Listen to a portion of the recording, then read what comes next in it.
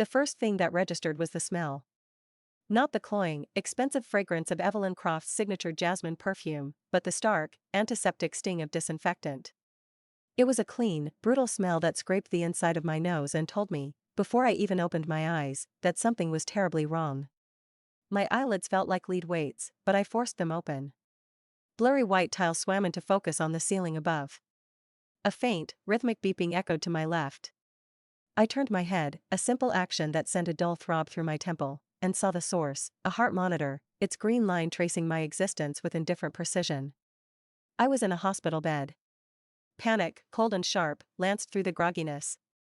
This wasn't my apartment. My apartment had exposed brick, a perpetually dusty bookshelf, and a pot of basil on the windowsill that I was always forgetting to water.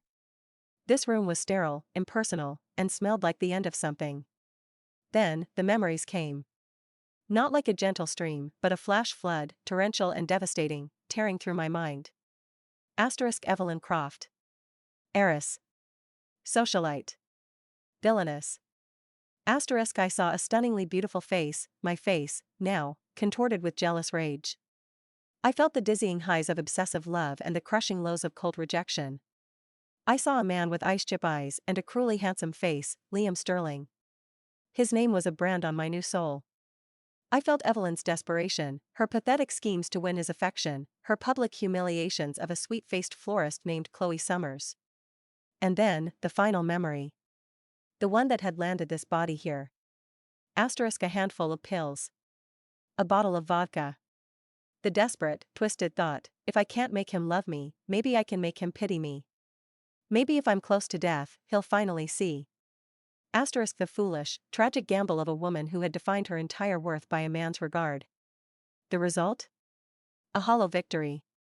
Liam had apparently come, seen her stabilized, and left without a single word. He'd sent his lawyer instead. The lawyer's words echoed in the new memory, crisp and final. Mr. Sterling considers this the final act in a tiresome drama. Once you are discharged, the divorce proceedings will begin. He will be liquidating all joint assets to settle the damages incurred from your harassment of Ms. Summers. You will be left with what is legally yours alone, which, I remind you, is not much. The not much was a single, untouched trust fund from a grandmother who had apparently seen the writing on the wall. It was the last lifeboat on a sinking ship. A wave of nausea, both physical and existential, rolled over me. I wasn't just in a hospital, I was in a novel. The novel. The one where Evelyn Croft, the villainess, ends up bankrupt, alone, and, according to the hazy epilogue I now remembered, jumping off a bridge 2 years from now. No, I whispered, the sound a dry croak in the quiet room. My throat was sandpaper. No, no, no. This wasn't my life. My life was about soil samples and crop rotation. My life was about making sure the tomato plants got enough sun. My life was quiet, and simple, and mine. Tears of frustration and fear pricked at my eyes, but I blinked them back fiercely. Crying was what the old Evelyn would do. It was a performance, a manipulation. I had no audience here, and the only person I needed to convince was myself. A nurse came in, her expression professionally neutral. Ah, you're awake. Good. The doctor will be in to see you shortly. You gave everyone quite a scare, Ms. Croft. Ms. Croft. The name felt like a ill-fitting costume. The doctor was brisk. Dehydration. Stress. A thankfully non-lethal cocktail of substances. They'd kept me for observation, and since my vitals were stable, I could be discharged by noon. He spoke to me like I was a problem he was checking off a list. I suppose I was. After he left, I slowly swung my legs over the side of the bed. My body felt foreign, too long, too slender, hands too delicate. I stood, my knees wobbling, and shuffled to the small bathroom attached to the room. The face in the mirror stopped me dead. Evelyn Croft was breathtaking. Even pale, with dark circles under her startlingly blue eyes and her blonde hair a lank mess, she was a masterpiece. High cheekbones, a full mouth, eyes the color of a tropical sea. It was a face meant for magazine covers and red carpets. A face that had been a weapon and a prison. It's just a face, I told my reflection, my new voice softer than my old one, but laced with a steel I hoped was mine. It doesn't have to be your destiny. The discharge process was a blur. I signed papers. A dour-faced hospital administrator handed me a plastic bag containing my personal effects, a ridiculously expensive, now rumpled silk blouse, a pair of tailored slacks, and a wallet. I flipped it open. A driver's license with a stunning, unsmiling photo of Evelyn stared back. A single credit card, probably about to be cancelled, and a stack of crisp $100 bills, maybe 2,000 in total. Walking around money for a woman like her. A lifeline for a woman like me. I changed out of the hospital gown, the silk of the blouse feeling alien against my skin. I felt like a ghost dressed in another ghost's clothes. I needed to get out. Now. I bypassed the main entrance, where I feared paparazzi or, worse, Liam's people might be waiting. I found a staff exit, emerging into a dingy alley that smelled of garbage and diesel fuel. The city roared around me, a concrete jungle that had been Evelyn's hunting ground. To me, it felt like a cage. I walked for blocks, my legs gaining strength with every step that took me further from that hospital. I found a grimy diner, the kind Evelyn would never have set foot in, and slid into a cracked vinyl booth. I ordered a coffee I didn't want just for the excuse to sit and think. The trust fund. The lawyer said it was separate. It was my only chance. But if I stayed in the city, Liam's shadow would always be there. The plot would find me. The creditors, the gossip columnists, the ghost of Evelyn's mistakes, they would dog me until I was back on that same tragic path. A small, wall-mounted TV behind the counter was tuned to a local news channel. The sound was off, but captions scrolled across the screen. They were doing a segment on rural economic decline. Images flashed of empty main streets, abandoned barns, and then, a vast, sun-drenched field, overgrown but pulsing with silent potential. The caption read, "Young people flee, leaving generational farms to rot." The idea hit me with the force of a physical blow. Asterisk a farm. Asterisk it was the absolute antithesis of everything Evelyn Croft was. It was quiet. It was honest. It was hard. It was a place where you answered to the sun and the rain, not to the whims of a cruel CEO. It was a place to disappear, to bury the villainess and see what might grow in the soil she left behind. My heart hammered against my ribs. It was crazy. It was brilliant. I left a 20 on the table, not waiting for my coffee, and walked out. My steps now had purpose. I found the nearest bank, a grand marble building that seemed to judge my disheveled appearance. I marched up to a teller, presented my ID, and asked to access my trust fund. The manager was called. There were questions, suspicious glances. But the paperwork was in order. The money was mine. I instructed him to liquidate it. All of it. I wanted cashier's checks. An hour later, I walked out, my wallet fat and my soul light. My next stop was a used car dealership on the edge of the city. I bypassed the sleek sedans and went straight for the trucks. I found a decade-old, fire-engine red pickup with a dent in the fender and mud caked on the tires. It had an honest look about it. "She's a beast," the salesman said, eyeing my designer blouse with skepticism. "You sure you don't want something nicer?" "I'm sure," I said, counting out cash. "This is exactly what I want." With the keys in my hand, I did a quick search on my phone for farms for sale. One listing popped up immediately, not far from the area featured in the news report. Whispering Pines, the ad called it. 50 acres. Dilapidated farmhouse, barn in need of repair. A project for the ambitious, the description read, which was realtor speak for a complete dump. The price was almost exactly the sum of the checks in my bag. I didn't hesitate. I programmed the address into my phone, started the truck's rumbling engine, and pointed it away from the soaring skyscrapers. I drove for hours, the city skyline shrinking in my rearview mirror until it was just a glittering smudge on the horizon. The concrete gave way to suburbs, then to rolling hills, and finally to open country. The air coming through the open window began to smell of pine and damp earth. When I found the dirt road marked Whispering Pines, my breath caught. It was even more wild and neglected than the pictures had shown. The farmhouse was a sad, leaning structure with a sagging porch. The fields were a sea of shoulder-high weeds and scrub trees. But the late afternoon sun cast a golden glow over it all, and the silence was a physical presence, soothing and profound. I killed the engine and stepped out. The only sounds were the wind rustling through the tall grass and the distant call of a bird. I walked to the edge of what must have once been a field, my unsuitable city shoes sinking into the soft earth. I knelt down, ignoring the dampness seeping through the expensive fabric of my slacks. I dug my fingers into the soil. It was dark, rich, and cool. I brought a handful to my nose and inhaled deeply. It smelled of life, of decay, of possibility. A single, clean tear escaped, not of self-pity, but of overwhelming relief. It tracked through the city grime on my cheek and fell, disappearing into the earth. An asylum? I whispered to the quiet land, echoing the thought from a lifetime ago. No. This is my asylum. The plot could have its tragic villainess. I was checking out. I was going to learn how to live. The sun, a relentless and cheerfully obnoxious orb, pried my eyes open.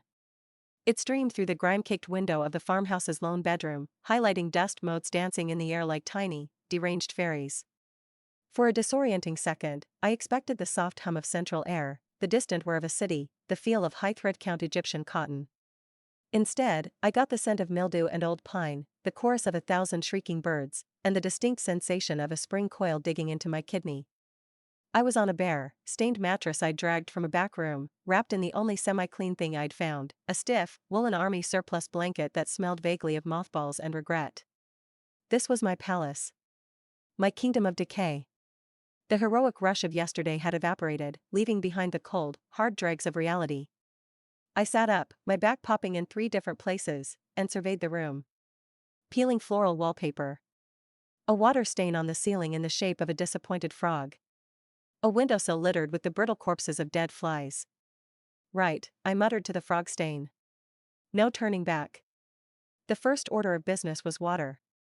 The realtor had said the well pump was functional, a term I was quickly learning was realtor speak for it might work if you pray to the right pagan god.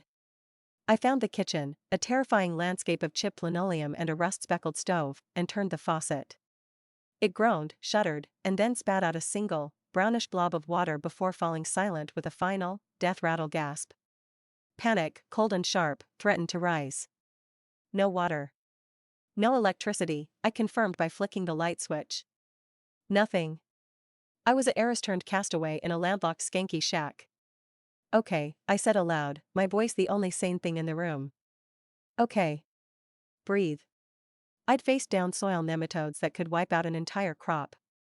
I could handle a broken pump. Probably. I went outside, the morning air crisp and laden with the scent of wet grass. The sheer scale of the neglect was breathtaking. Weeds as tall as my shoulders formed an impenetrable jungle. The barn listed to one side like a drunken sailor, its big door hanging off a single hinge. A graveyard of ancient, rusted machinery, a skeleton of a tractor, the ribs of a plow, was half swallowed by the advancing green. It was overwhelming. A tidal wave of stuff to do. The old Evelyn would have crumpled, called a contractor, and maxed out a credit card. But that woman was gone. I was me again, and my first instinct was to start small. To find one thing I could fix. I found the well cap behind the house, a concrete lid that felt like it weighed a ton. Using a rusted iron bar as a lever, I grunted and strained, my city-soft hand screaming in protest, until it scraped aside. Peering down into the cool, dark depths, I could see the reflective glint of water far below. The well wasn't dry. The pump was just dead. A trip into town was necessary. The thought sent a prickle of anxiety through me. Town meant people. People who might know who I was supposed to be. I drove the red pickup, which I'd affectionately named Clifford the Big Red Truck, down the winding road into the sleepy hamlet of Oak Creek. It was a single main street lined with faded brick buildings, a post office, a diner with a closed on Tuesdays sign, and my destination, Henderson's Feed and Hardware. A bell jingled overhead as I pushed the door open, releasing a unique aroma of fertilizer, leather, and wood shavings. The place was a cluttered labyrinth of possibility. Racks of tools I didn't know the names for stood next to bags of seed and buckets of nails. An older man with a face like a well-worn saddle and a grizzled beard stood behind the counter, watching me with the deep, profound skepticism reserved for strangers and particularly stupid livestock. This had to be Old Man Henderson. "Help you?" he asked, his voice a low rumble. His eyes did a quick, dismissive sweep of my clean jeans and my hands, which, despite yesterday's efforts, still looked like they belonged to someone who got weekly manicures. I took a steadying breath. I need a new deep well pump. 1.5 horsepower, I'm guessing, based on the static water level. His bushy eyebrows twitched. It wasn't the question he'd been expecting. That so? You the one who bought the old Miller place? Whispering Pines. Yes. He let out a noncommittal grunt that seemed to mean, you poor, doomed fool. Ain't been nothing but trouble for 20 years. Place is cursed, my daddy said. Old man Miller lost his shirt on it. I'm not planning on growing shirts, I said, trying to keep my tone light. He didn't smile. What are you planning on growing? Right now? Just some patience. And maybe some tomatoes if I can get the water working. He stared at me for a long moment, then gave another grunt, this one slightly less hostile. He turned and led me to the back, pointing at a heavy, submersible pump. This'll do her. You know how to wire a 220 volt? The old Evelyn's knowledge of electricity extended to charging her phone. My knowledge was slightly better. I can figure it out, I said, with more confidence than I felt. As he rang up the pump, a small bag of wiring connectors, and a brutal-looking pipe wrench, my eyes drifted to the seed rack. Bright, colorful packets of promise. Beefsteak tomatoes. Dragon's tongue beans. Cosmic purple carrots. On impulse, I grabbed a handful, adding them to my pile. Henderson's eyes followed my movements. You're starting a bit late in the season. I'm playing catch-up in a lot of areas, I replied, handing over a wad of cash that made his eyes widen slightly. No one paid in cash anymore. He bagged my items slowly. Soil's acidic out there. You'll want to lime it before you plant anything worth a damn. It was the first piece of unsolicited, marginally helpful advice he'd offered.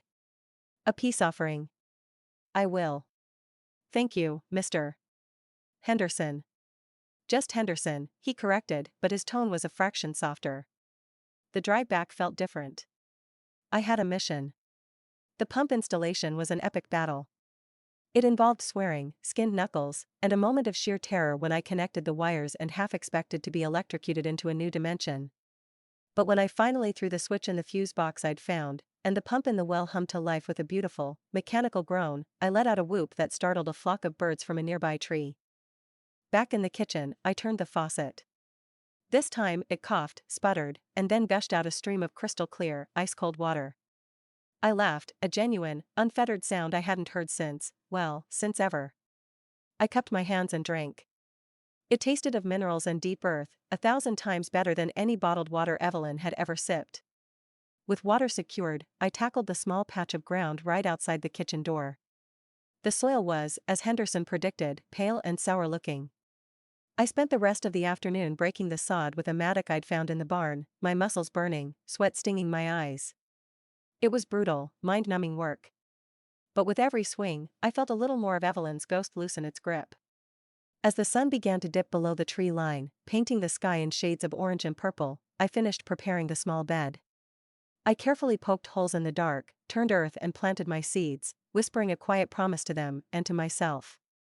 I washed my hands under the icy well water, watching the dirt swirl down the drain. It was ground in under my nails, a dark crescent of honest labor.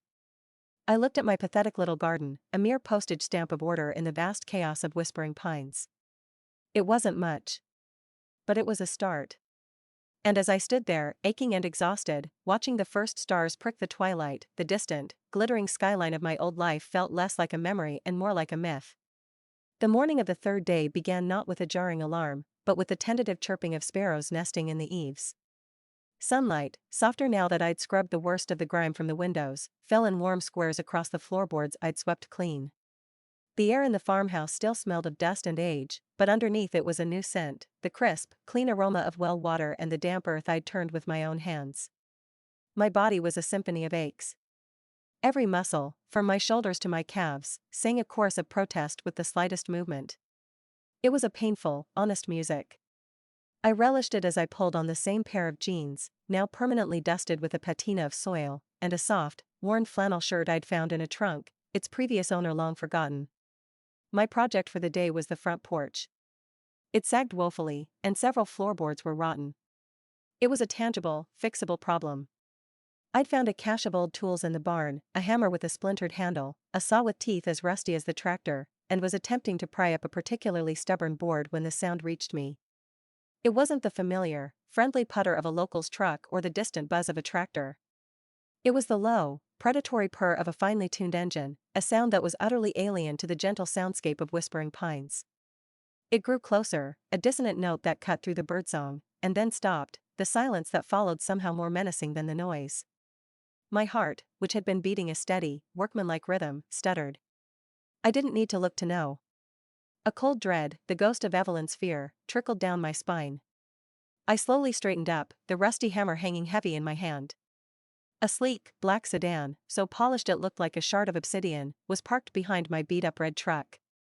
The driver's door opened and a man in a dark suit and sunglasses got out, scanning the property with a professional, detached air. Then, the rear passenger door opened. Liam Sterling unfolded himself from the car. He looked like he'd been photoshopped into the scene. His charcoal gray suit was impeccably tailored, sharp lines against the soft, untamed landscape.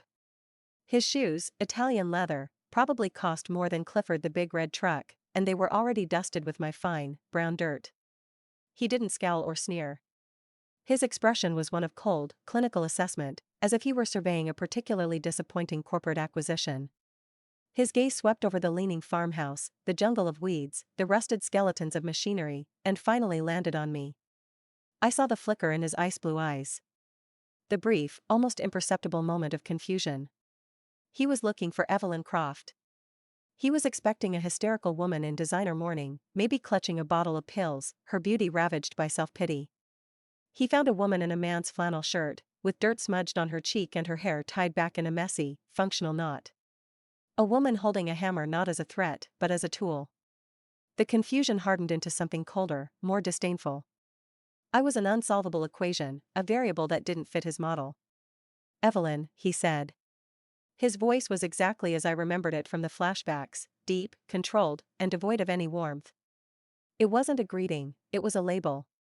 "Liam," I replied, my own voice steady, though my knuckles were white on the hammer's handle. I didn't move from the porch. This was my land. He was the intruder.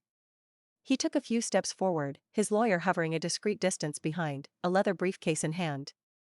Liam's eyes did another quick, dismissive scan of my person, from my scuffed work boots to my dirty hands. "I see you've chosen a novel form of penance." "I've chosen a life," I corrected, my tone flat. "What do you want?" A muscle in his jaw twitched. He was not used to being spoken to so directly, especially not by her. "I'm here to finalize what should have been finalized in the city." He gestured slightly, and the lawyer stepped forward, opening the briefcase to produce a thick sheaf of papers. "The divorce agreement," Liam stated. "As per our discussions, all joint assets are being liquidated. The penthouse, the cars, the overseas accounts. The proceeds will be used to settle the outstanding liabilities, primarily the legal and emotional damages incurred by Chloe due to your," he paused, his eyes flicking to the dilapidated house, "behavior."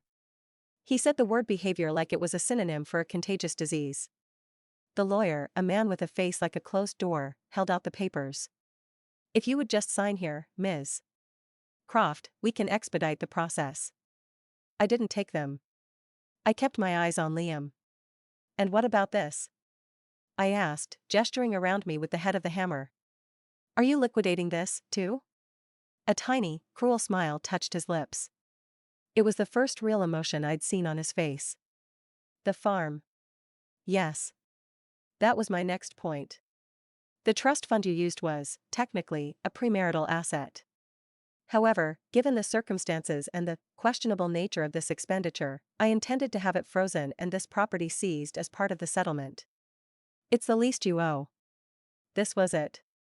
The moment the plot tried to reassert itself. The moment I was supposed to be stripped bare, left with nothing but the clothes on my back, paving the way for my final descent. But I stood my ground. The knowledge was a warm, solid core inside me. "You can't," I said, my voice quiet but clear in the still air. His smile vanished. "I assure you, I can." "No, you can't." I finally stepped off the porch, feeling the solid earth beneath my boots. I walked towards him, stopping a few feet away, close enough to see the faint surprise in his frigid eyes. The Evelyn Croft Family Trust was established by my maternal grandmother. It was never commingled with marital assets. The withdrawal and purchase were entirely legal. Your name isn't on the deed. Mine is. I saw the information process behind his eyes. The slight narrowing. The recalculations. He had been so sure of his victory, so certain of my complete and utter defeat, that this simple, legal roadblock was literally unbelievable to him. You expect me to believe you planned this? He asked, his voice a low, dangerous whisper. This, rustic fantasy? A calculated move to hide assets? I actually laughed, a short, sharp sound that seemed to startle the birds back into silence. God, no. This wasn't a plan. This was an escape. From you. From the life you offered. From the person I was supposed to be. I looked him dead in the eye, the ghost of Evelyn completely banished by my own certainty. This farm is mine, Liam. It's the one thing you can't touch. It's the one thing you can't take from me. The silence that fell between us was profound. The lawyer looked deeply uncomfortable, slowly lowering the unsigned papers. Liam just stared at me, his composure finally, truly cracked. He wasn't looking at a broken woman. He was looking at a stranger. A stranger who was not afraid of him. A stranger who had found a fortress he couldn't breach. Frustration radiated from him in waves. He had come here to deliver a final blow, to witness the capitulation, to close the book on Evelyn Croft. Instead, he'd found the book had a sequel he hadn't authorized. You'll fail, he said finally, the words clipped. You have no idea what you're doing. You'll be back in the city within a month, begging. I'd rather eat this dirt than beg from you, I said softly. For a long moment, he just stood there, a statue of thwarted power. Then, with a curt, furious motion, he turned and strode back to the car, yanking the door open himself. The lawyer scrambled after him. The black sedan executed a perfect, angry three-point turn, kicking up a cloud of my dust, and sped down the driveway, disappearing back into the world it came from. I stood there, alone again, the hammer still in my hand. The adrenaline drained away, leaving me trembling. I had faced the villain of my story, and I had won. Not with schemes or tears, but with a deed of ownership and a will he couldn't comprehend. I walked back to the porch, to the rotten board I'd been prying up. I set the hammer's claw against the wood, put my weight into it, and pulled. With a satisfying crack, the board came loose. It was just a small victory. But as I stood there, holding the rotten piece of my past in my hands, ready to replace it with something new and strong, it felt like the most important one in the world. The confrontation with Liam left a strange energy buzzing in the air around Whispering Pines. It wasn't fear, exactly. It was more like the charged, clean feeling after a violent thunderstorm has passed. The land felt more mine than ever. He had come to claim it and failed. His rejection had sanctified it. But the encounter had also drained me. The sheer effort of holding my ground against a force of nature like Liam Sterling was more exhausting than a day of digging post holes. For 2 days, I threw myself into the most physically demanding tasks I could find, trying to sweat the memory of his cold, assessing eyes out of my system. I cleared a swath of brambles so thick and vengeful they drew blood through my shirt. I attacked the barn's interior with a rake and a determination born of pure spite, creating mountains of ancient, dusty hay and mouse nests. On the third morning, my body staged a mutiny. Every muscle screamed in unified protest. I conceded defeat, deciding my project for the day would be the relatively sedate task of fixing the porch steps. I was wrestling with a warped 2x6, trying to persuade it into place with a series of unladylike grunts, when a voice, warm and laced with amusement, cut through my struggle. Need a hand with that? Or maybe a priest? It looks like you're performing an exorcism. I startled, nearly dropping the board on my foot. Leaning against the side of my pickup truck was a man. He wasn't dressed like a local farmer in coveralls, nor was he suited up for corporate warfare like Liam. He wore dark, well-fitting jeans, a simple gray Henley stretched across a comfortably broad chest, and work boots that actually looked broken in. He had tousled, dark brown hair and a smile that reached his warm, hazel eyes. He was, objectively, incredibly handsome, but in a way that felt accessible, real. My first instinct, a relic from Evelyn's life, was suspicion. A reporter? A private investigator hired by Liam? Who are you? I asked, my tone sharper than I intended. I didn't let go of the board, holding it like a potential weapon. He held up his hands in a gesture of peaceful surrender, his smile never wavering. Alex Thorne. Unwelcome intruder and your neighbor to the west. He gestured vaguely beyond the tree line. I was out checking fence lines and saw the new activity over here. Thought I'd come say hello. And offer my services as an exorcist. Asterisk neighbor. Asterisk the word should have been comforting, but my guard was still up. Evelyn Croft, I said, cautiously. Evelyn, he repeated, as if tasting the name. Then his eyes swept over the farmhouse, the porch, me. Well, Evelyn Croft, you've certainly got your work cut out for you. The old Miller place has been a ghost for a long time. You're the second person to tell me that, I said, my stance relaxing a fraction. The guy at the feed store said it was cursed. Alex laughed, a rich, genuine sound that seemed to belong here among the trees. Old man Henderson? He thinks anything that breaks twice is cursed. I prefer to think of it as character building. He pushed off the truck and walked over, his movements easy and confident. Here, let me. Before I could protest, he took the warped board from my hands. His fingers brushed against mine, and they were warm and calloused. Actual calluses, not the kind you'd get from a single day of yard work. He examined the step, then the board, his gaze thoughtful. The problem isn't just the board, he said, pointing. The stringer underneath is rotten. You can fight this thing all day, but it'll never sit right until you fix the foundation. He looked at me. You got a saw? I blinked. I think there's a rusty one in the barn. Rusty will do for now, he said with a wink. Lead the way. I was too surprised to do anything but comply. I led him to the barn, where he surveyed my chaotic tool collection with the eye of a connoisseur. He selected the rusty saw and a marginally less rusty crowbar. For the next hour, I watched as Alex Thorne worked. He wasn't just strong, he was competent. He knew how to leverage his weight, how to make a clean cut, how to shore up the rotten wood with a fresh piece of timber he fashioned from a scrap 2x4 I hadn't known what to do with. He moved with an economy of motion that was the complete opposite of my own frantic, brute force approach. So, he said, as he hammered the new board into place with a series of crisp, efficient taps. What brings a woman who clearly knows her way around a well pump to a place like this?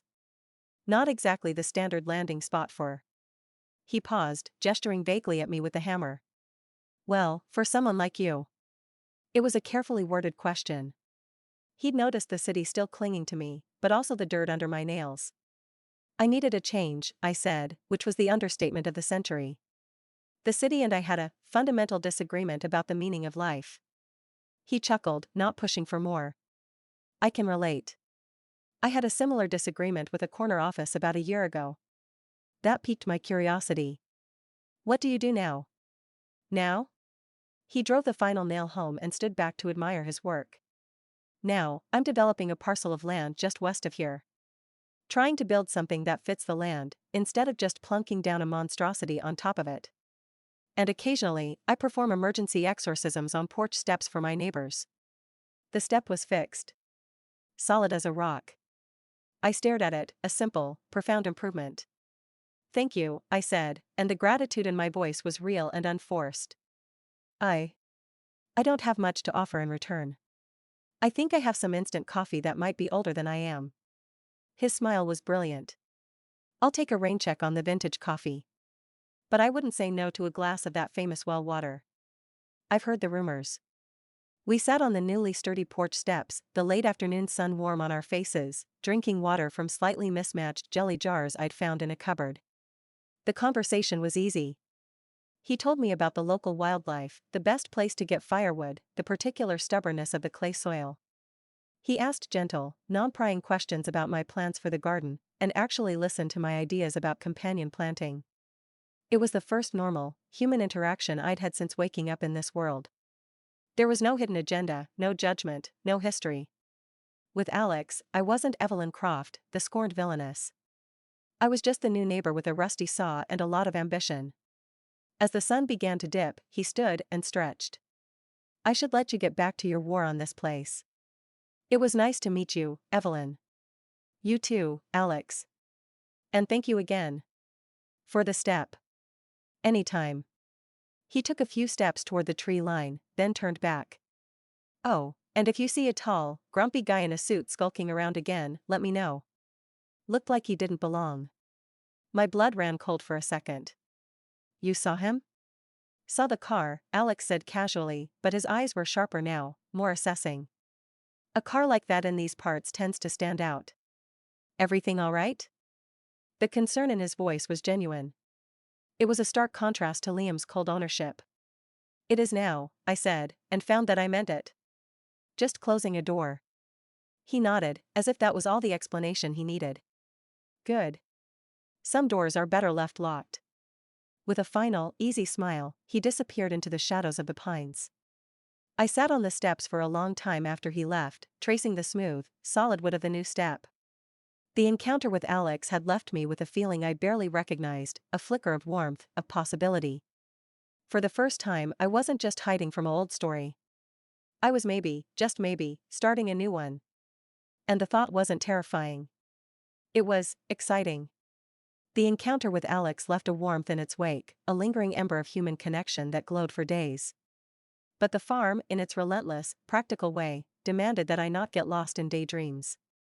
The memory of Liam's visit was a cold stone in my gut, a reminder that my sanctuary was fragile.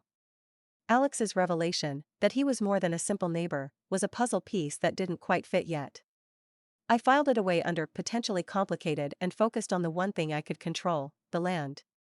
My little garden, once a mere postage stamp of hope, had exploded into a vibrant tapestry of life. The tomato plants, staked with fallen branches I'd trimmed, were heavy with green orbs beginning to blush red. The dragon's tongue beans cascaded from their teepee in shades of purple and green, and the cosmic purple carrots were ready to reveal their secrets. The problem was, I had planted with the optimistic abandon of a novice, and now I was drowning in produce. I couldn't possibly eat it all. The zucchini, in particular, seemed to be engaged in a covert operation to take over the world, one massive, green squash at a time. The waste felt sinful. Every overripe tomato that fell and splattered on the soil was a tiny failure. This was the fruit of my labor, my sweat, my skinned knuckles. I couldn't let it rot. The solution came to me one evening as I was reading a decades-old copy of the Oak Creek Gazette I'd found lining a drawer. A small ad in the classifieds announced the weekly Saturday farmers market in the town square. A market. Of course. The idea sent a thrill of pure terror through me. It meant people. It meant putting myself, and my work, out there to be judged. The old Evelyn thrived on judgment, on being the most beautiful, the most expensively dressed. This was different. This was judgment of my competence. What if no one bought anything? What if they tasted my tomato and sneered, but the alternative, watching my hard work decompose, was worse. The night before the market, I was a whirlwind of nervous energy. I harvested with meticulous care, selecting only the most perfect specimens. I washed the dirt from the carrots, revealing their stunning, deep purple skin. I arranged emerald heads of lettuce, glossy eggplants, and bundles of fragrant basil into cardboard boxes I'd scavenged from Henderson's. My hands trembled as I fashioned a crude sign from a piece of scrap wood and a paint marker, whispering Pines Organics. Saturday morning arrived cloaked in a cool, dawn mist. I loaded Clifford with my boxes and my fragile hope, my heart hammering a frantic rhythm against my ribs. The town square was already buzzing when I arrived, a cheerful chaos of pickup trucks and pop-up tents. I found an empty spot at the very end of a row, far from the established vendors with their professional setups. I spread a clean, if faded, bedsheet on the rickety folding table I'd borrowed from the farmhouse and began to arrange my produce. My display was pathetic compared to my neighbors. They had woven baskets, scale systems, branded banners. I had cardboard and a hand-painted sign. The first hour was brutal. People flowed past my table with barely a glance. I saw their eyes skate over my humble setup and move on to the more impressive stalls. A wave of hot humiliation washed over me. This was a mistake. I was a fool to think I could just walk in and belong. Then, a familiar, gruff voice cut through my spiraling thoughts. Humph. Cosmic purple. Heirloom variety. Good choice. Most folks go for the nonce, but these have more flavor. Old man Henderson was standing at my table, his critical gaze roaming over my carrots. My mouth went dry. Thank you, I managed. He picked up a tomato, turning it over in his gnarled fingers with surprising gentleness. Firm. Good color. Not overwatered. He set it down and met my eyes. How much for the lot? I stared at him, stunned. The lot? Not for me, he grumbled, jerking a thumb towards his feed store. For the store. I'll take your surplus. On consignment. 60-30 split. It took me a second to understand he was offering to sell my produce in his store. He was giving me a chance. A real one. I'd like that, I stammered, a dizzying relief flooding through me. Thank you, Henderson. Don't thank me yet, he said, pulling a notepad from his pocket. Your sign's crap. People buy with their eyes. Get a proper one. And you need variety. Think about herbs. Potatoes for the fall. He was giving me business advice. It was the most generous thing anyone had done for me in this new life. As if Henderson's approval had broken a spell, people started to approach. A young mother bought 2 heads of lettuce, exclaiming over how fresh they looked. An elderly couple marveled at the purple beans. I sold out of tomatoes within the hour. Then, a woman with a kind, curious face and a camera around her neck stopped by. Whispering Pines? I heard that place was a ruin. She picked up a sprig of rosemary I'd included as a freebie. You're the one bringing it back to life? I'm trying, I said, a genuine smile touching my lips for the first time that morning. She introduced herself as Sarah, a food blogger for Creekside Bites. She asked questions about my methods, my philosophy. I talked, hesitantly at first, then with growing passion, about the soil, the compost I was starting, the refusal to use pesticides. She took pictures of the produce, and one of me, which made me instinctively flinch before I forced myself to relax. The market wound down. I packed up my empty boxes, my body aching but my spirit soaring. I hadn't just sold vegetables, I'd sold my work. I had earned money, real, tangible cash, that wasn't from a trust fund or a vindictive husband. It was from the earth I'd tended with my own hands. Back at the farm, the silence felt different. It wasn't empty, it was peaceful. I counted the money on the kitchen table, the bills soft and worn. It wasn't a fortune, but it was a start. My start. That evening, I sat on the solid porch steps Alex had fixed, eating a tomato sandwich, the simplest, most delicious meal of my life. The blog post went live. Sarah had been effusive, calling my produce a hidden gem and me a testament to the power of starting over. The next day, my phone, which had been little more than a paperweight, buzzed with its first ever notification for Whispering Pines. It was an email inquiry for a weekly vegetable subscription box. I read it twice, my breath catching. It wasn't just a sale. It was a promise of continuity, of a future. I looked out at the field, at the weeds I still had to conquer, the barn that still needed a roof. But for the first time, I wasn't just seeing the work. I was seeing the harvest. And it was more than just vegetables, it was a life, beginning to truly, firmly, take root. The rhythm of the farm was becoming a song I knew by heart. The pre-dawn chorus of birds, the creak of the porch step under my weight, the satisfying pull of the rope to draw water from the well. My days were measured in tasks completed, not in social engagements missed. The success at the farmer's market and the trickle of subscription orders had lit a quiet, steady flame of pride within me. I was building something. I was in the greenhouse, a modest structure of PVC pipes and plastic sheeting I'd erected to protect my winter seedlings, when I heard the unfamiliar sound of a car engine.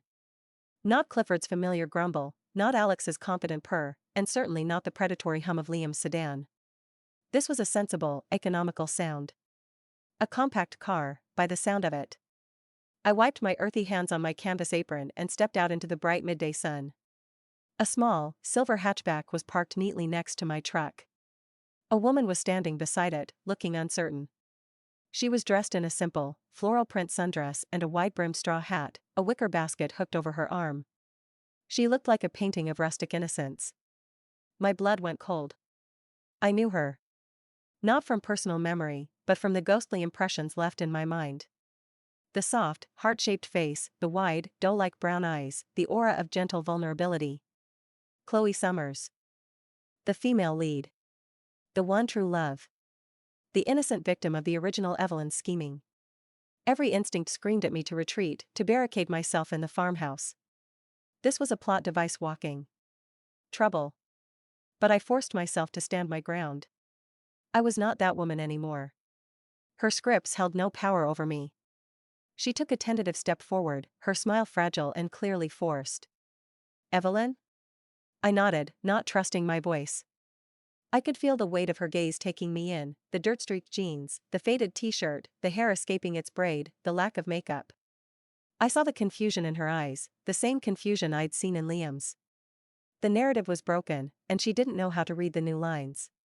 I hope you don't mind me stopping by unannounced, she began, her voice as soft as I remembered it, though now it held a thread of nervousness. I was at the farmer's market last weekend. I bought your carrots. They were wonderful. That surprised me. She'd been there? I hadn't seen her. Thank you, I said, my voice coming out hoarse. I cleared my throat. I'm glad you liked them. An awkward silence stretched between us, thick with our shared, ugly history. The air was heavy with everything she thought she knew about me, and everything I actually was. I suppose you're wondering why I'm really here, she said finally, her fingers twisting the handle of her basket. I heard rumors. About you being out here. About how you'd changed. I suppose I had to see for myself. And? I asked, crossing my arms.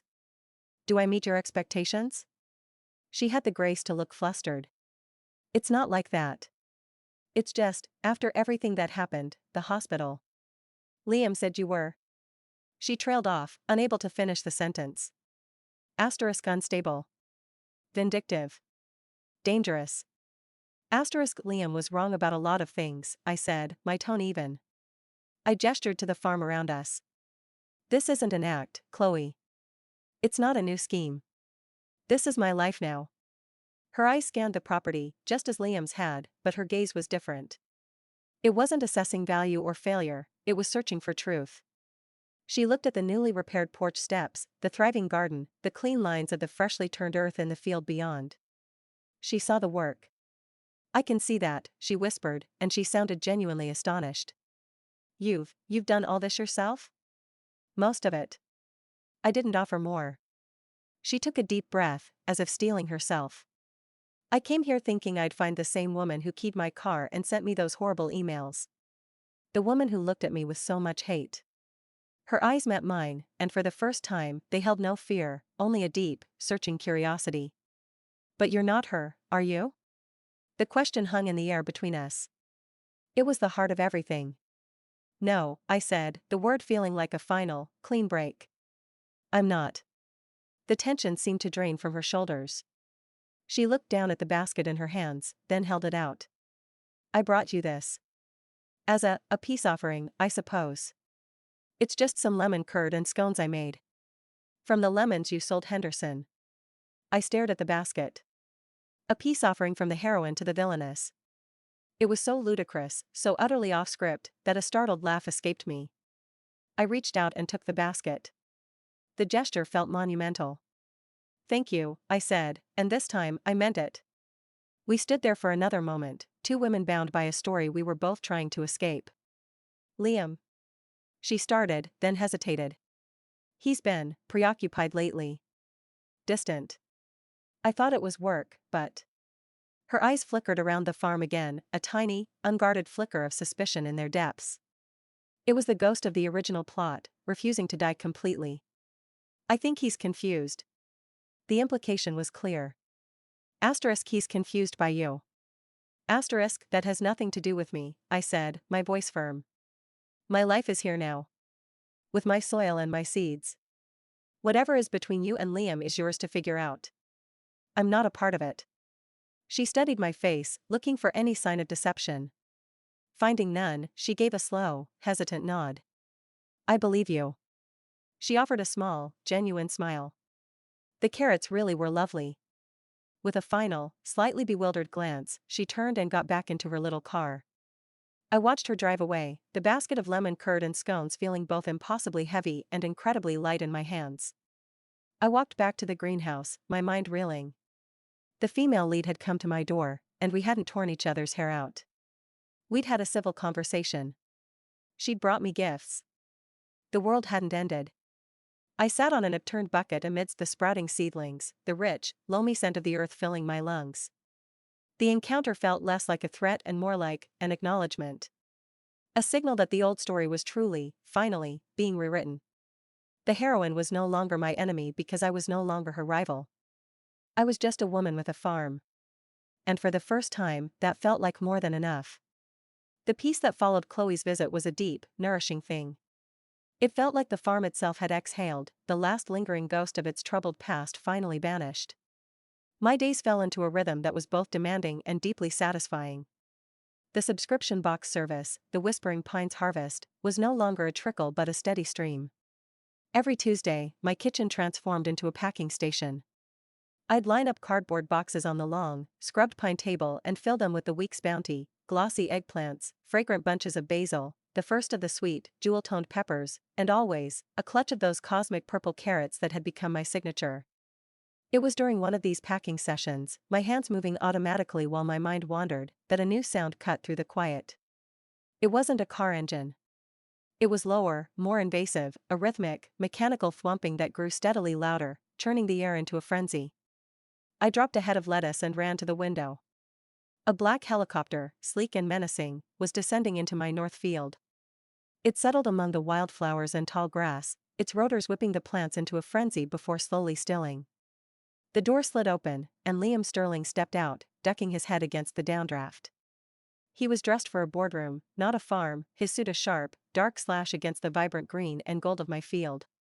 He didn't look around with curiosity or awe. His gaze was a targeting system, scanning the property and locking onto the farmhouse. Onto me. A cold fury, clean and sharp, washed over me. The violation was immense. He hadn't just driven up my driveway, he'd invaded my airspace, treating my land like a landing pad he owned. I stormed out of the house, not bothering to wipe the soil from my hands. I met him halfway between the helicopter and my porch, the wind from the rotors whipping my hair across my face. "What is wrong with you?" I shouted over the dying whine of the engine. "You can't just land a helicopter in my field." He ignored my anger, his expression one of cool, detached business. "Evelyn. We need to talk." "We have nothing to talk about." "Get that thing out of my field. You're crushing my clover." A flicker of impatience crossed his features. "This is a business proposition. One you would be a fool to ignore." He gestured with a sharp, gloved hand towards the farm. "Sterling Enterprises is launching Veritas, a farm-to-table luxury brand. We require a flagship supplier." "A story. This?" He said the word with a hint of distaste. "Place has a certain rustic authenticity we can use." I stared at him, my mind struggling to catch up. He wasn't here to threaten or reclaim. He was here to acquire. "Use?" I repeated, the word tasting like ash. "Your methods are adequate. The branding is quaint," he continued, as if reviewing a mediocre business plan. "We will acquire Whispering Pines. You will remain as nominal manager, implementing our standardized agricultural protocols. We'll install irrigation, a proper packing facility, triple your yield. Your current customers will be absorbed into the Veritas clientele." He named a figure. It was astronomical. More money than the old Evelyn had probably ever seen in one place. It was a number designed to stun, to overwhelm. He stood there, waiting for my reaction. He expected the dollar signs to glaze my eyes over. He expected gratitude. He was offering to save me from my quaint little struggle. I looked past him, at the helicopter squatting in my field like a giant, metallic insect. I looked at my farmhouse, with its repaired porch and the greenhouse glinting in the sun. I thought of Sarah, the blogger, and Henderson's grudging respect. I thought of the weight of a ripe tomato in my hand, the smell of damp earth after a rain, the profound satisfaction of a well-packed subscription box. I looked back at him, and I felt nothing but a vast, immeasurable pity. "No," I said. My voice was quiet, but it carried perfectly in the sudden silence as the helicopter's engine clicked off. His composure finally cracked. "Excuse me?" I said no. I took a step closer, my work boots solid on the earth. "You don't understand, Liam. You see a resource to be exploited. A story to be sold. You see inefficiency and sentimentality." I gestured around me, at the wild edges of the field, the slightly crooked fence posts, the buzzing bees drunk on clover. "This isn't a resource. It's my home. This quaint branding is my life. I'm not interested in your yield." I'm interested in the flavor of my tomatoes. I'm not interested in your clientele. I'm interested in Mrs. Davison, who tells me her grandkids finally eat their vegetables because of the purple carrots. His face was a mask of cold fury. This is emotional, short-sighted nonsense. You're throwing away a fortune to play in the dirt. A fortune? I let out a short, harsh laugh. You just offered me a fortune to become your employee on my own land. To turn this into another sterile, efficient cog in the Sterling Enterprises machine. To rip out the heart of it and replace it with a corporate manual. I shook my head, a sad smile touching my lips. You can keep your fortune, Liam. You can have the boardrooms and the helicopters and the billions. But you can't have this. This is the one thing your money can't buy. It's mine. I turned my back on him, on the obscene helicopter, on his entire world. I walked toward my farmhouse, toward my kitchen full of half-packed boxes, toward my life. Evelyn, he barked, his voice sharp with a frustration he could no longer contain. I didn't look back. I just raised a hand in a dismissive wave and kept walking. I heard the helicopter's engine roar back to life, the sound angry and thwarted. The wind whipped at my back as it lifted off, churning my field once more before climbing away, the noise fading until there was only the familiar, blessed silence of whispering pines. I stood on my porch, watching the black speck disappear over the horizon. He had come with a king's ransom, and I had sent him away empty-handed. Not out of spite, but out of something far more powerful, love. For the first time I understood what that word truly meant. It wasn't a desperate, obsessive hunger. It was a quiet, fierce devotion to something you've built with your own hands. I went back inside, to my table, to my vegetables. I picked up a head of lettuce, its leaves cool and crisp. It wasn't just lettuce. It was a declaration of independence. And it was the most valuable thing I owned. The fury that had carried me through Liam's helicopter visit was a cold, hard stone in my gut for days. I worked with a frantic, almost desperate energy, as if my sheer physical effort could build a wall he could never breach. I expanded the garden, tilling new earth until my shoulders screamed. I reinforced the chicken coop until it could have withstood a hurricane. Every completed task was a silent scream of defiance. But fury is a poor fuel. It burns too hot and leaves only ashes. A week after the helicopter's invasion, I found myself sitting on the porch steps at dusk, utterly spent. The emotional whiplash, from the peace of Chloe's visit to the violation of Liam's, had left me hollow. The silence of the farm, usually my comfort, felt vast and lonely.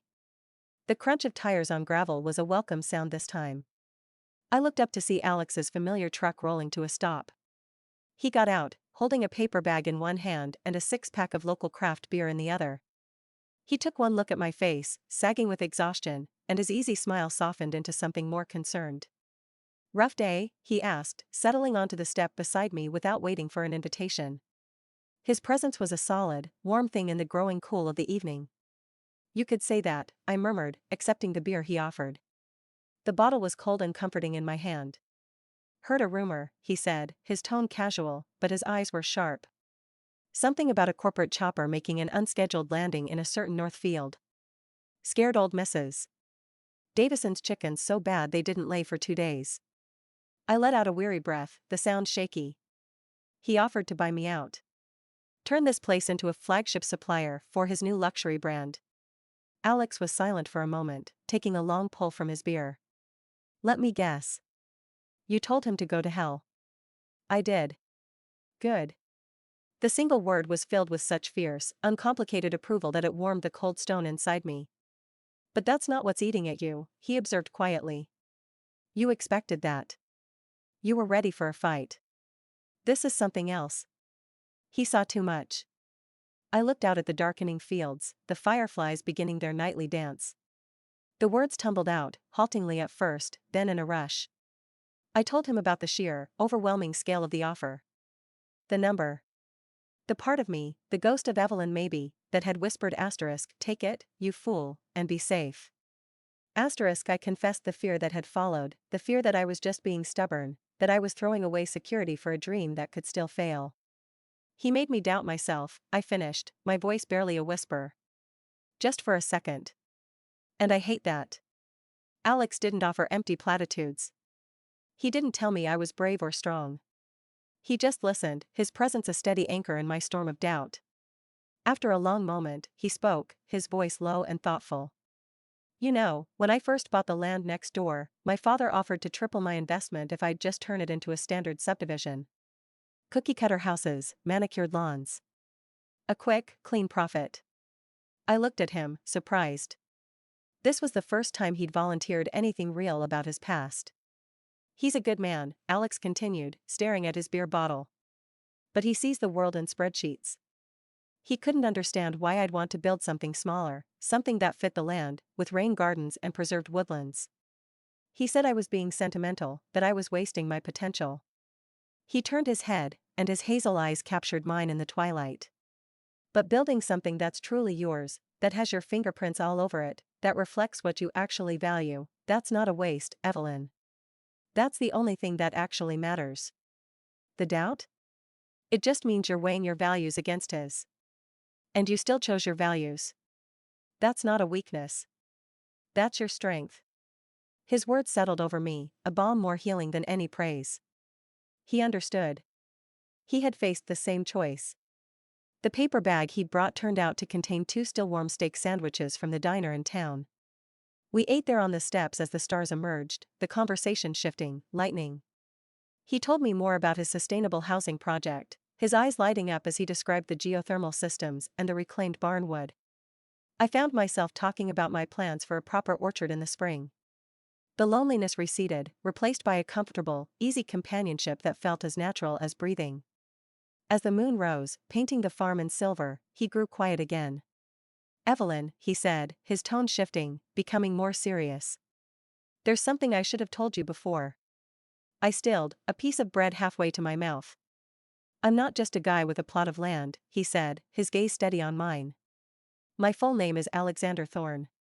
My father is Robert Thorne. Of Thorne Holdings. The name hit me with the force of a physical blow. Thorne Holdings. The only conglomerate that was a consistent, thorn-in-the-side rival to Sterling Enterprises.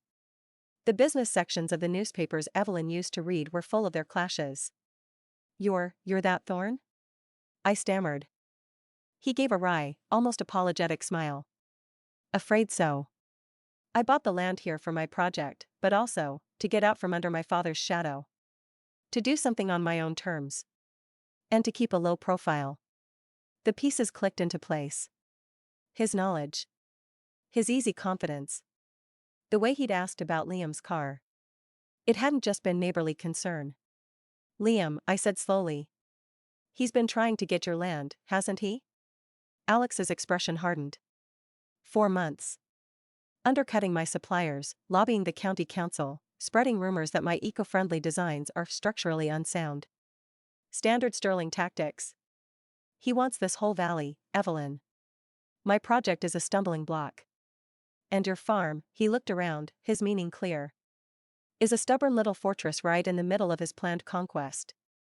The world, which had felt so small and manageable on my porch steps, suddenly felt vast and complicated again. My refusal to sell wasn't just a personal choice anymore. It was a strategic move in a corporate war I wanted no part of. I looked at Alex, really looked at him. The charming neighbor, the skilled carpenter, the patient listener. Was any of it real? Or was I just a useful pawn in his game against Liam? As if reading my mind, he reached out, his hand covering mine where it rested on the step. His touch was warm, his calluses rough against my skin. I didn't tell you this because of any of that, he said, his voice intense. I told you because I don't want there to be secrets between us. What's happening here, between you and me, this is real. For me. The rest of it is just noise. I searched his eyes, looking for the lie, and found only a nervous, hopeful sincerity. The corporate air was gone, and the man who had fixed my porch steps was back. I didn't pull my hand away. The connection felt too good, too right, to let the ghosts of our pasts ruin it. It's just noise, I repeated, the words a promise to us both. But as we sat there in the moonlight, hands linked, I knew it was a promise that would be hard to keep. The noise was getting louder, and it was coming for both of us. The understanding with Alex settled into a new, profound layer of trust. The revelation of his identity wasn't a wedge but a bridge. We were allies in a quiet war against the same cold, corporate enemy. It fueled a renewed sense of purpose. My farm wasn't just my sanctuary, it was a declaration, a statement of values that stood in direct opposition to Liam Sterling's world. I worked with a fierce, joyful energy, the land yielding to my hands as if it, too, was eager to prove its worth. The first real harvest from the expanded field was a sight to behold. Rows of butterhead lettuce formed perfect, emerald rosettes. Japanese cucumbers, slender and dark green, hung heavy on their trellises. The first of the heirloom tomatoes were just beginning to blush, promising a cascade of color and flavor. It was more than I could possibly pack for my subscriptions. This was a harvest worthy of Henderson's store, worthy of the Oak Creek Diner, worthy of proving that Whispering Pines wasn't just a hobby, it was a viable, thriving business. I spent the evening before the big harvest walking the rows, a sense of profound accomplishment swelling in my chest. The air was sweet with the scent of damp earth and growing things. Fireflies winked in the twilight, and the farm felt like a living, breathing entity, finally healthy, finally whole. I went to bed that night with the windows open, lulled to sleep by the chirping of crickets, my dreams filled with visions of overflowing crates and the clink of coins in my cash box. I woke to the sound of rain. No, not rain. It was a soft, pattering sound, but wrong. It was too localized. A sense of dread, cold and immediate, coiled in my stomach. I threw on my robe and ran to the back door, flinging it open. The world was gray, the dawn light filtered through a low, miserable haze. And my field, my beautiful, thriving field, it was a massacre. A wide, brutal swath cut through the center of the plot. The lettuce was not just cut, it was shredded, as if by something mechanical and cruel. The cucumber trellises were snapped, the vines torn and trampled into the mud. But the worst, the most heart-stopping, was the tomatoes. The plants themselves were still standing, but their leaves were curling in on themselves, turning a sickly, chemical yellow. A foul, acrid smell hung in the air, the unmistakable, nose-burning reek of industrial herbicide. I stumbled out into the field, my bare feet sinking into the cold mud. I fell to my knees beside a tomato plant, my hand hovering over its poison leaves. I touched one, and it was already brittle, dying from the inside out.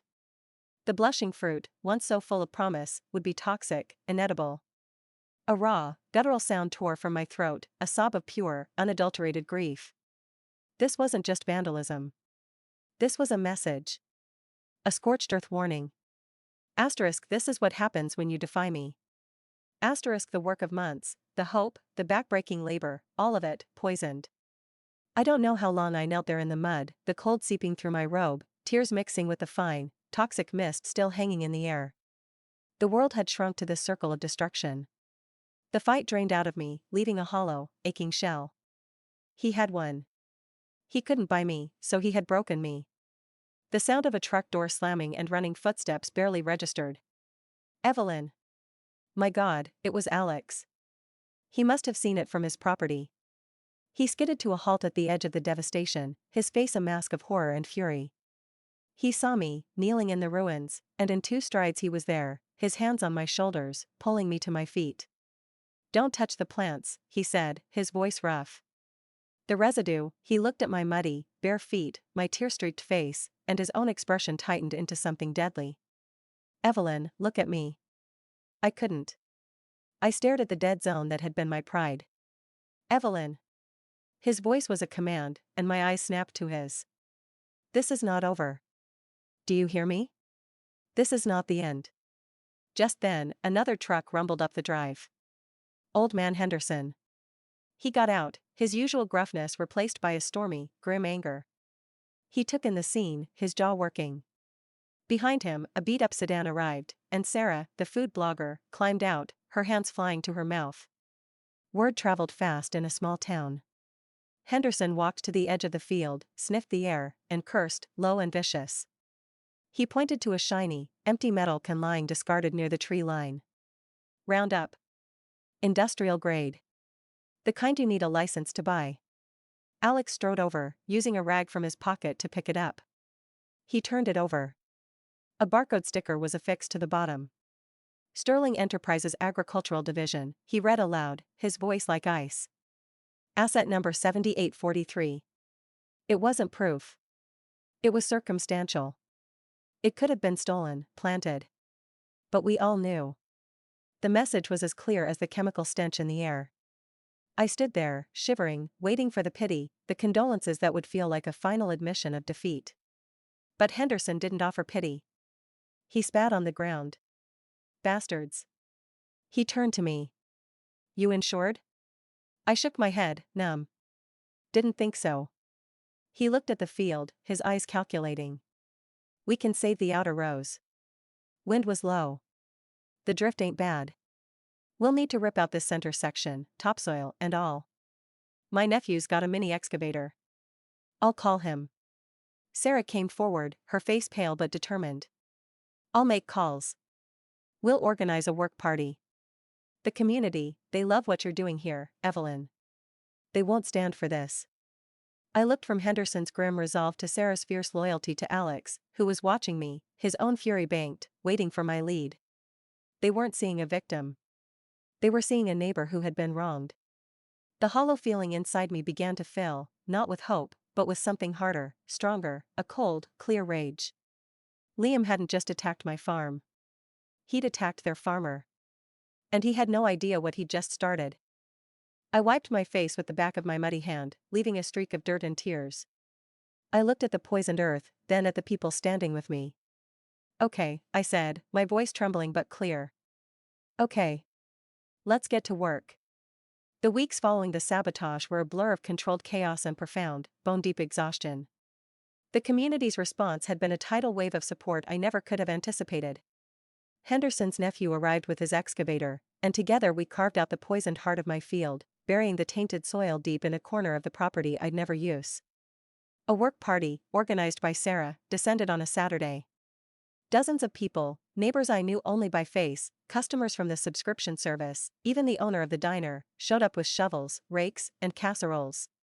We worked under Alex's quiet, capable direction.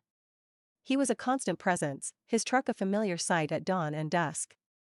He didn't try to take over, he just worked alongside me, his strength a quiet anchor. We spoke little, the shared labor saying everything that needed to be said. We salvaged what we could, turning the outer, unaffected rows into a condensed, intense version of the garden. The scar in the center of the field remained, a raw, brown wound, but the land around it was more alive than ever. The county fair and harvest festival was the biggest event of the year in Oak Creek. The entire town square was transformed into a vibrant tapestry of autumn colors. There were craft stalls, pie-eating contests, and the air was thick with the smells of candy apples and wood smoke. The centerpiece was the agricultural tent, where local farmers displayed their prized produce. This year, my table was there. It wasn't the grand, overflowing display I'd once dreamed of. It was a statement of resilience. I'd arranged my produce with meticulous care.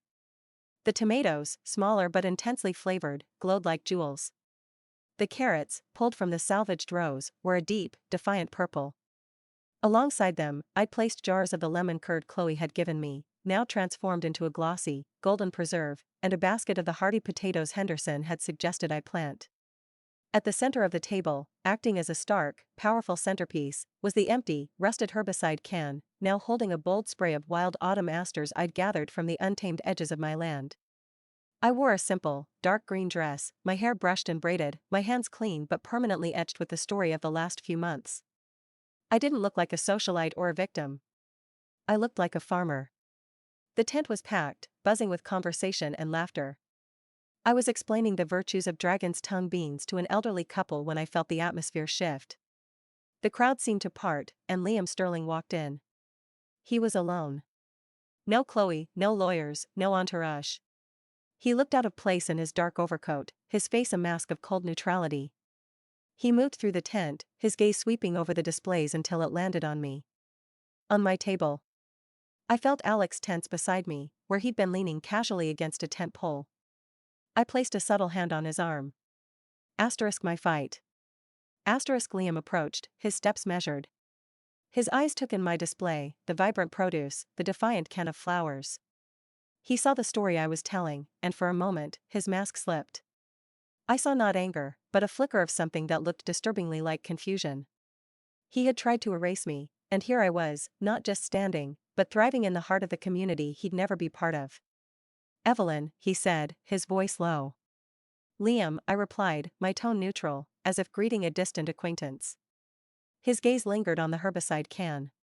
A bit dramatic, don't you think? I find it's best to be clear about one's origins, I said calmly. It adds to the authenticity. A muscle in his jaw twitched. He looked from the can to my face, searching for the hysterical woman, the desperate schemer. He found only a quiet, unshakable certainty. You've made your point, he said, the words seeming to cost him something. This performance. You've rallied the town against the big, bad corporation. You've proven you're stubborn. I shook my head, a small, sad smile on my lips. You still don't get it. This was never about you. It wasn't a performance for your benefit. It was about me. About what I can build. About the people who stood with me. I gestured to the bustling tent around us, to Alex, to Henderson who was glowering from his own stall a few feet away. You tried to break this, and you only made it stronger. He was silent, truly silent, for the first time since I'd known him. The noise of his own importance, his power, his money, seemed to fall away, leaving him exposed in the simple, honest reality of the harvest tent. He had no weapon that could touch me here. The Veritas project, he began, but his heart wasn't in it. I hope it's very successful, I interrupted, and I meant it. I truly do. But it has nothing to do with me. Our business is finished, Liam. I turned away from him then, back to my table. I picked up a perfect, blushing tomato and handed it to the elderly couple. On the house, I said with a warm smile. A taste of what resilience can grow. When I glanced back a moment later, Liam was gone, swallowed by the crowd, a ghost finally banished. The rest of the day passed in a warm, golden haze. My produce sold out. I received handshakes, offers for next year, and the quiet, proud nod from Henderson that felt like a standing ovation. As the festival wound down and the sunset painted the sky in brilliant streaks of orange and purple, Alex and I packed the empty boxes into Clifford. He didn't say anything about Liam. He just smiled, a real, easy smile that reached his eyes. You were magnificent, he said simply. We drove back to Whispering Pines in a comfortable silence. The farm welcomed us, the fields bathed in the soft twilight, the scar in the center now just a part of its history, not its definition. The old, leaning farmhouse wasn't a ruin anymore, it was a home, its windows glowing with the warm, buttery light of the kerosene lamp I'd lit before leaving. I stood by the fence, looking out over the land.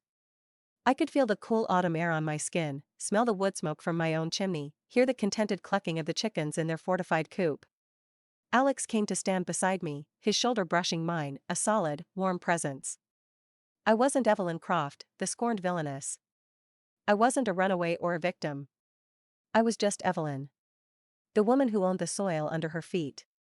The woman who had faced down her demons and planted a garden in the ruins they left behind. The story wasn't about escaping an ending anymore. It was about living a beginning.